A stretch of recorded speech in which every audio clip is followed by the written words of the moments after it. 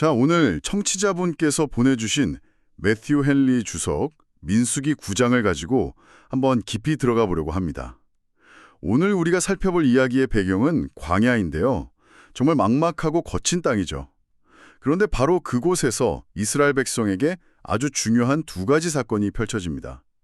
첫 번째는 유월절을 지키라는 명령인데 여기서 예상치 못한 딜레마가 생겨요. 그리고 두 번째는 그들의 모든 여정을 이끌었던 아주 신비로운 불기둥과 구름기둥에 대한 이야기입니다. 이 고대의 기록들이 오늘날 우리에게 어떤 의미가 있을지 지금부터 하나씩 파헤쳐 보겠습니다. 네, 맞습니다. 이 두 이야기가 겉보기엔 좀 달라 보여도요, 사실은 하나의 큰 주제로 연결이 됩니다. 바로 하나님의 인도하심을 우리가 어떻게 따를 것인가 하는 문제에서, 하나는 어떤 규례라는 틀 안에서, 다른 하나는 일상의 모든 발걸음 속에서 말해요. 이스라엘 백성의 고민과 또 그 순종을 따라가다 보면 오늘 우리에게 주시는 메시지가 아주 선명하게 보일 겁니다. 좋습니다. 그럼 첫 번째 이야기, 유월절의 딜레마부터 시작해보죠. 이스라엘 백성이 이집트에서 나온 지 딱 1년이 지났을 때요. 시내산 앞에서 이제 막 성막도 다 지었고요. 조직을 막 갖춰가던 시점인데 하나님께서 유월절을 지키라고 명령하십니다. 근데 이게 좀 흥미로운 지점이에요. 제가 알기론 유월절은 원래 약속의 땅, 그러니까 가나안에 들어간 후에 지키라고 하셨던 것 아니었나요? 이 광야에서 지켜진 아주 특별하고 예외적인 경우였다는 거죠. 아마 이때 한 번 지킨 다음에는 가나안에 들어갈 때까지 거의 40년 동안 다시는 못 지켰을 거라고 추정합니다. 여기서 우리가 첫 번째로 생각해 볼 점이 나옵니다. 하나님의 법이나 의식적인 제도라 할지라도 상황에 따라서는 잠시 중단될 수도 있다는 거예요. 그러니까 그게 뭐 절대적인 원칙이라기보다는 상황적인 유연성이 있었다는 말씀이시군요. 그렇죠. 하지만 주석이 여기서 아주 흥미로운 비교를 하나 제시합니다. 유월절을 계승한 기독교의 주의 만찬을 한번 생각해 보라는 거예요. 초대교회 성도들은 로가의 그 끔찍한 박해 속에서도 주의 만찬을 멈추기는커녕 오히려 더 자주, 더 간절하게 행했거든요. 오, 정말 그러네요. 왜 그런 차이가 있었을까요? 아마도 광야의 이스라엘 백성에게는 출애굽의 기억이 아직 너무나 생생했기 때문일 겁니다. 하지만 기독교인들에게 주의 만찬은 그리스도의 죽으심과 부활을 기념하는 신앙의 가장 핵심적인 행위였기 때문에 어떤 상황에서도 포기할 수 없었던 거죠. 그렇군요. 상황은 달랐지만 결국 둘 다 과거의 구원을 기억하고 다음 세대에게 전해야 한다는 그 본질적인 목적은 같았겠네요. 맞습니다. 바로 그 목적 때문에 하나님께서 광야에서 특별히 유월절을 지키라고 명령하신 겁니다. 출애굽을 경험하지 못한 다음 세대들을 위해서라도 그 위대한 구원의 역사를 다시 한번 되새길 필요가 있었던 거죠. 자, 그래서 모두가 하나님의 명령에 순종해서 유월절을 준비하는데 드디어 문제가 터집니다. 어떤 사람들이 시신을 만지는 바람에 부정하게 된 거예요. 율법에 따르면 이 사람들은 유월절 예식에 참여할 수가 없게 됐습니다. 요즘 같으면 어떤 반응이 나올까요? 아마 왜 하필 나한테 이런 일이 생기냐, 이런 낡은 규정은 없애야 한다면서 불평하지 않았을까요? 충분히 그럴 수 있죠. 그런데 이 사람들의 반응이 정말 놀랍습니다. 주석이 강조하는 핵심이 바로 이 부분인데요. 그들은 율법이 부당하다고 항의하거나 원망하지 않아요. 대신 모세와 아론에게 찾아가서 이렇게 말합니다. 우리가 어찌하여 이스라엘 자손과 함께 정한 시일에 여호와께 예물을 드리지 못하게 하시나이까? 이 말 속에는 정말 깊은 슬픔과 안타까움이 담겨 있는 거죠. 그러니까 단순히 축제에 참여하지 못해서 아쉽다, 이런 차원이 아니라 하나님께 마땅히 드려야 할 것을 드리지 못하게 된 그 상황 자체를 비통하게 여겼다는 거군요. 바로 그겁니다. 하나님의 규례에 참여하는 걸 얼마나 큰 특권이자 기쁨으로 생각했는지 알 수 있는 대목이죠. 주석은 이런 마음을 가진 사람들을 보는 것 자체가 정말 아름다운 광경이라고 평가합니다.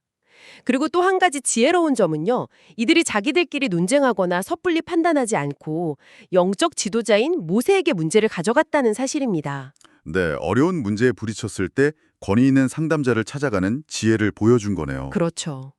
여기서 모세의 대처 방식도 정말 인상 깊어요. 오늘날 리더라면 아마 자신의 경험이나 지식을 바탕으로 즉각적인 해결책을 내놓으려고 했을지도 모르잖아요.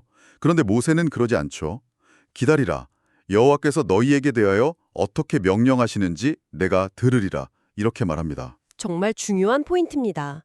만약 저였다면 그 압박감에 못 이겨서 이번만 예외로 합시다 라거나 안타깝지만 규정은 규정이니 어쩔 수 없습니다 라고 했을지도 몰라요. 하지만 모세는 자기 생각으로 판결하지 않습니다. 아주 겸손하게 하나님의 뜻을 구하죠. 주석은 이 모습에서 오늘날의 사역자들이 배워야 할 중요한 자세를 발견할 수 있다고 말합니다.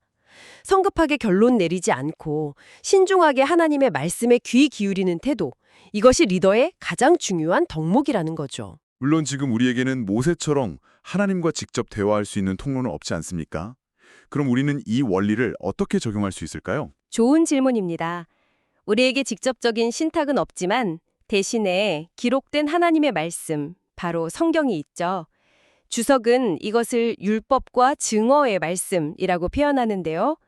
우리가 어떤 문제에 대한 답을 찾을 때 내 생각이나 세상의 지혜가 아니라 이 기록된 말씀으로 돌아가서 그 뜻을 신중하게 살피는 것, 그게 바로 모세의 태도를 따르는 것이라고 할 수 있습니다. 자, 그래서 모세가 하나님의 뜻을 구했을 때 어떤 해결책이 주어졌나요? 저는 이거 보고 정말 깜짝 놀랐습니다. 정말 놀라운 해결책이죠. 하나님께서는 안 된다나 봐준다가 아닌 제3의 길을 열어주십니다. 바로 두 번째 유월절이라는 대안을 마련해 주신 건데요. 부지 중에 부정하게 되었거나 혹은 너무 먼 길을 떠나 있어서 제때 유월절을 지키지 못한 사람들은 한 달 뒤인 둘째 달 14째 날에 똑같이 유월절을 지킬 수 있게 하신 겁니다. 와, 정말 자비로운 해결책이네요. 그런데 한편으로는 이런 생각도 들어요. 이렇게 예외를 만들어주면 사람들이 이걸 핑계 삼아서 의무를 소홀히 하거나 나태해질 수도 있지 않을까요? 아, 뭐 이번에 못 지키면 다음 달에 지키면 되지 하고요. 아주 예리한 지적이십니다. 그리고 하나님도 그 점을 정확히 알고 계셨어요. 그래서 이 두 번째 유월절 규정에는 몇 가지 아주 중요한 원칙들이 함께 주어집니다. 첫째, 하나님께 나아갈 때는 반드시 정결해야 한다는 원칙은 그대로 유지가 됩니다. 부정한 상태로는 참여할 수 없어요. 둘째, 부득이한 사정으로 의무가 지연되는 것은 허용되지만 의무 자체가 면제되는 건 절대 아니라는 점을 분명히 하셨습니다. 아, 그러니까 은혜를 베풀어 주시되 원칙이 흐트러지는 건 아니라는 말씀이시네요. 정확합니다.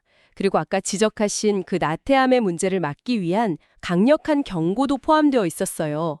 정당한 이유 없이, 즉 부정하지도 않고 여행 중도 아닌데 고의로 유월절을 지키지 않는 자는 그의 백성 중에서 끊어지리라고 선언하십니다.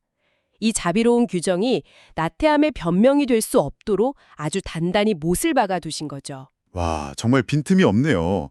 자비와 공의가 완벽하게 조화를 이루고 있는 것 같습니다. 그리고 이 규정이 이방인에게까지 열려 있었다는 점도 굉장히 놀라웠어요. 네, 그 부분이 이 이야기의 활용점정이라고 할 수 있습니다. 할례를 받은 이방인이라면 누구든지 이스라엘 백성과 똑같이 유월절에 참여할 수 있도록 길을 열어두셨어요. 하나의 율법을 적용받는 동등한 존재로 인정한 거죠. 주석은 이 작은 규정 속에서 장차 모든 민족에게 복음의 문이 활짝 열릴 것을 암시하는 아주 중요한 신학적 의미를 발견합니다. 정리해보면 이 첫 번째 이야기는 규칙의 장벽 앞에서 좌절한 사람들이 어떻게 하면 하나님께 나아갈 수 있을까를 진심으로 고민했을 때 하나님께서 그들을 위해 예상치 못한 새로운 길을 열어주셨다는 참 감동적인 이야기네요. 그렇습니다. 원칙을 무시한 게 아니라 그 원칙의 정신을 지키면서도 더 큰 사랑과 자비로 그들을 품어주신 사건이죠. 자, 이렇게 유월절이라는 특정 절기에 대한 하나님의 세심한 배려를 살펴봤습니다. 이건 1년에 한 번 있는 이벤트잖아요. 그런데 여기서 더 큰 질문이 생깁니다. 그럼 이스라엘 백성들은 매일매일 이어지는 광야 생활, 즉 어디로 가야 할지, 언제 멈춰야 할지 모르는 그 막막한 일상은 어떻게 헤쳐나갔을까요? 바로 이 질문에 대한 답이 우리의 두 번째 주제, 불기름과 구름기둥 이야기 속에 담겨 있습니다. 아주 자연스러운 흐름이네요. 특정 규칙에 대한 하나님의 해법에서 이제 삶 전체를 이끄시는 하나님의 인도하심으로 넘어가는 거죠. 성막이 완성되자 하나님의 영광을 상징하는 구름이 그 위를 덮었습니다. 낮에는 시원한 그늘을 만들어주는 구름기둥으로, 밤에는 추위를 막아주고 길을 밝혀주는 불기둥으로 변했죠. 이것은 단순한 자연 현상이 아니라 내가 너희와 함께 있다는 하나님의 가시적인 약속이었습니다. 그야말로 하나님의 내비게이션이네요. 그런데 요즘 내비게이션보다 훨씬 더 절대적인 존재였던 것 같아요. 맞습니다. 이 구름과 불은 이스라엘의 모든 움직임을 결정하는 유일하고도 절대적인 기준이었습니다. 주석은 이 기둥의 역할을 두 가지 신호로 설명합니다. 첫 번째는 멈춤의 신호예요. 구름이 성막 위에 머무르면 그들은 무조건 그곳에 머물러야 했습니다. 그 기간이 이틀이든 한 달이든 심지어 1년이든 상관없이 말이죠. 민수기 9장 22절 말씀이 정말 충격적이에요. 1년이라뇨? 상상만 해도 답답한데요. 겨우 짐 풀고 정착해서 좀 살만하다 싶었는데 1년 동안 꼼짝없이 같은 곳에 머물러야 한다니. 이건 정말 하나님의 때를 기다리는 인내를 배우는 강제 훈련이었겠어요. 그렇죠. 반대로 두 번째 신호는 출발의 신호였습니다. 구름이 떠오르면 그 장소가 아무리 편안하고 좋아도 즉시 모든 것을 정리하고 떠나야 했어요. 그 시간이 한밤중이든 가장 더운 대낮이든 예외는 없었습니다. 언제든 떠날 준비를 갖추고 하나님의 명령에 즉각적으로 순종하는 훈련이었던 셈이죠. 모든 일정을 분 단위로 계획하고 통제하려는 현대인들에게는 정말 상상하기 힘든 삶의 방식입니다. 내가 어디로 가는지, 언제 도착하는지, 얼마나 머물지 전혀 알 수가 없으니까요. 마치 내 인생의 운전대를 완전히 다른 누군가에게 맡겨버리는 것과 같잖아요. 바로 그 점이 핵심입니다. 운전대를 하나님께 온전히 맡겨드렸을 때 어떤 일이 일어났을까요? 이스라엘 백성은 어디로 가야 할지에 대한 모든 논쟁과 염려에서 자유로워질 수 있었습니다. 어느 길이 더 안전한지, 어디에 물이 있는지 정찰대를 보낼 필요도 없었죠. 그저 구름만 바라보고 따라가면 되니까요. 주석은 이 구름의 인도가 오늘날 우리 성도들을 위한 성령의 인도를 완벽하게 상징한다고 설명합니다. 로마서 8장 14절에 무릇 하나님의 영으로 인도함을 받는 사람은 곧 하나님의 아들이라는 말씀처럼 말이죠. 그렇다면 이스라엘의 경험이 오늘 우리에게 주는 교훈은 무엇일까요? 우리는 더 이상 눈에 보이는 구름 기둥을 따라가지 않잖아요? 물론이죠. 하지만 우리에게는 눈에 보이는 구름 기둥보다 더 확실한 안내자가 있습니다. 바로 하나님의 말씀과 우리 안에 계신 성령님이시죠. 이스라엘이 매일 아침 장막문을 열고 구름을 확인했던 것처럼 우리도 매일 말씀을 펴고 기도를 통해 성령의 인도하심을 구해야 합니다. 내 계획, 내 경험, 내 지식이 아니라 하나님의 인도하심에 우리의 생각과 행동에 초점을 맞추는 훈련이 필요한 거죠. 주의 명령대로 가고 서겠나이다. 본문에 반복되는 이 고백이 결국 우리의 고백이 되어야 한다는 말씀이시군요. 모든 것을 주님께 맡기는 믿음을 가질 때 비로소 우리는 어디로 가야 하나 하는 불안과 사람들 사이의 다툼에서 벗어나 진정한 평안을 누릴 수 있다는 거군요. 그렇습니다. 내가 운전대를 쥐고 있으면 늘 불안하지만 전능하신 분이 운전하고 계심을 믿으면 뒷좌석에서 편히 쉴 수 있는 것과 같은 이치입니다. 오늘 민수기 9장을 통해 정말 큰 두 가지 그림을 본 것 같습니다. 하나는 정해진 규칙 앞에서 막혔을 때에도 진심으로 하나님께 나아갈 길을 찾는 사람에게는 하나님께서 반드시 새로운 길을 열어주신다는 자비의 원리였고요. 다른 하나는 광야 같은 우리 인생길에서 내비게이션처럼 우리를 한 걸음 한 걸음 가장 안전하고 완벽한 길로 인도하시는 하나님의 세밀한 돌보심이었습니다. 네, 결국 이 두 이야기는 오늘 우리 자신에게 아주 중요한 질문 두 가지를 던지고 있습니다. 첫째, 나는 삶의 딜레마 앞에서 세상을 탓하고 불평하기보다 저 이스라엘 백성처럼 하나님의 뜻에 참여하지 못함을 안타까워하며 간절히 그분의 길을 구하고 있는가. 둘째, 나는 내 인생의 여정에서 나 자신의 계획과 시간표를 고집하기보다 하나님의 구름기둥이 움직이기를 잠잠히 기다리고 또 움직일 때에는 즉시 순종할 준비가 되어 있는가 하는 질문이죠. 오늘 주석 내용을 곱씹어보다가 이런 상상을 해봤어요. 이스라엘 진영에는 분명히 교대로 밤낮 없이 저 구름 기둥의 움직임을 살피는 파수꾼이 있었을 겁니다. 수백만 명의 운명이 그들의 눈에 달려 있었으니까요. 구름이 아주 미세하게라도 떠오르는 그 첫 순간을 놓치지 않기 위해 얼마나 집중하고 깨어 있었을까요?